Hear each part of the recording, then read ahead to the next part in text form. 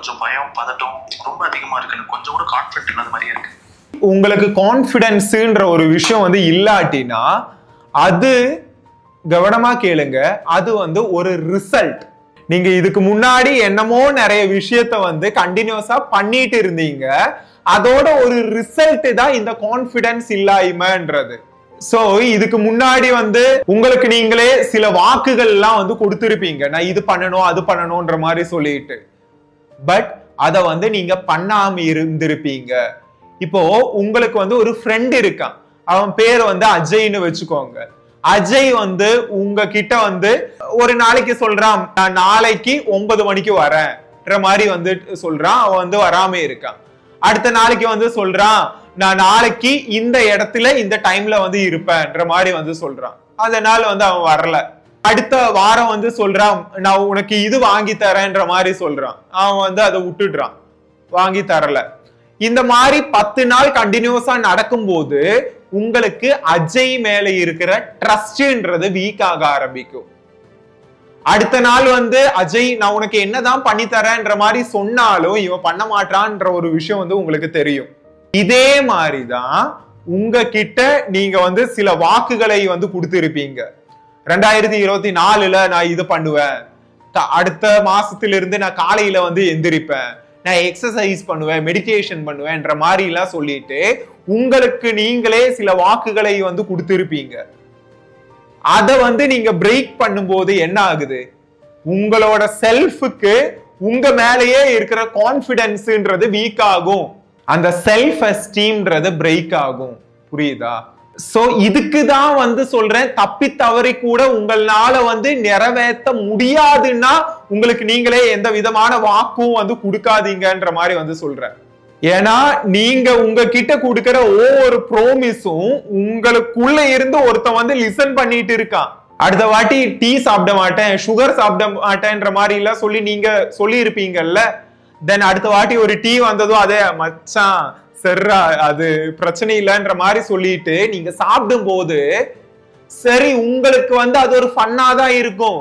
But உங்களுக்குள்ள வந்து ஒரு எனர்ஜி வந்து அதை லிசன் பண்ணிட்டு இருக்கும், அதை ஒப்சர்வ் பண்ணிட்டு இருக்கும். என்ன இவன் வந்து இது பண்ணிட்டு மறுபடியும் பண்றான். உங்க வாக்க வந்து நம்ப கூடாதுன்ற ஒரு விஷயத்த உங்களுக்கு நீங்களே வந்து ஃபீட் பண்ணிட்டு இருக்கீங்க. இந்த மாதிரியான விஷயம் உங்களுக்கு நீங்களே வந்து சொல்லிட்டு அது நிறைய தடவை நீங்களே வந்து இந்த மாதிரி பிரேக்கிங்ன்ற மாதிரியான ஒரு விஷயம் பண்ணிட்டு இருக்கும்போது உங்களோட கான்ஃபிடன்ஸ் வந்து பிரேக் ஆகும். சரி, அப்படின்னா கான்ஃபிடன்ஸ் வந்து இம்ப்ரூவ் பண்றதுக்கு என்ன பண்ணணும்? நீங்க ஒரு விஷயத்த வந்து உங்ககிட்ட வந்து செய்யும்ன்ற மாதிரி வந்து நினைக்கிறீங்கன்னா அதை வந்து செஞ்சு முடிங்க. சின்ன சின்ன விஷயங்கள் உங்களுக்கு நீங்களே சின்னதா ஒரு ப்ரோமிஸ்ன்றத கொடுத்துட்டு அதை வந்து முடிங்க, கம்ப்ளீட் பண்ணுங்க.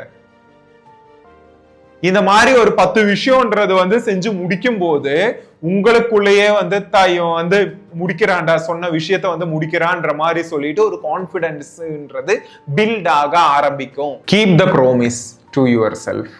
ஹே ப்ரோ, ஆக்சுவலா இந்த வீடியோன்றது நம்ம நோஃபேப்போட ட்ரைனிங்குள்ள வந்து கொடுத்திருந்த ஒரு லெங்க்தியான வீடியோ.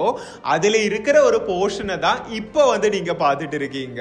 ஸோ உங்களுக்கும் உங்களோட லைஃப்ல இருந்து நிறைய அடிக்ஷன்ல இருந்து வெளியே வரணும்.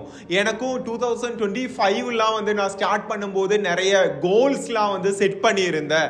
என்னால் எதுவுமே அச்சீவ் பண்ண முடியலை, மறுபடியும் அச்சீவ் பண்ணணுன்ற மாதிரிலாம் வந்து உங்களுக்கு இருந்துச்சுன்னா ஒரு சப்போர்ட் வந்து எனக்கு தேவை. எப்பவுமே வந்து மோட்டிவேட்டடா இருக்க முடியல, லைஃப்ல வந்து ஒரு டிசிப்ளின்டான லைஃபே வந்து என்னால வாழ முடியல, என்னதான் கோல்ஸ்லாம் வந்து செட் பண்ணாலும் அதெல்லாம் வந்து அச்சீவ் பண்ணவே முடியல, ரொம்ப ஸ்ட்ரெஸ்டா இருக்கேன், சோஷியல் ஆன்சைட்டின்றது நான் வந்து ஃபீல் பண்ணிட்டு இருக்கேன்ற மாதிரியான ஒரு விஷயம் வந்து நீங்க ஃபீல் பண்ணிட்டு இருந்தீங்கன்னா, அது கூடவே உங்களுக்கு போன் அடிக்ஷன் கூட இருக்குன்னா உங்களுக்கு என்னுடைய ட்ரைனிங் வந்து ஹெல்ப்ஃபுல்லா இருக்கும்.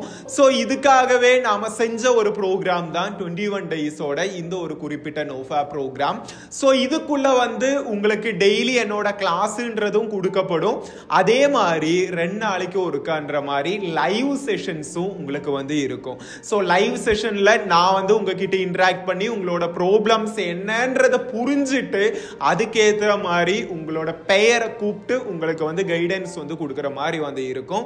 ஸோ இந்த இயரையே வந்து நீங்க வேஸ்ட் பண்ணிட்டீங்க, அடுத்த ஒரு பார்ட்டையாச்சு நல்லா கொண்டு போகணும், வேற லெவல்ல பண்ணணும்ன்ற மாதிரி இருந்துச்சுன்னா இந்த ஒரு இன்வெஸ்ட்மெண்ட் டிசிஷனை வந்து நீங்க எடுத்துக்கோங்க. டெஃபினெட்லி இது ஒரு பெய்ட் ப்ரோக்ராம் தான். ப்ரோக்ராம்ல ஜாயின் பண்ணணும்ன்ற மாதிரி இருந்துச்சுன்னா டிஸ்கிரிப்ஷன்ல லிங்க் அதே மாதிரி பின் கமெண்ட்லயும் வந்து கொடுத்துருக்கோம், ஜாயின் பண்ணிக்கோங்க. ப்ரோக்ராம்குள்ள வந்து மீட் பண்ணலாம். Thank you so much for watching.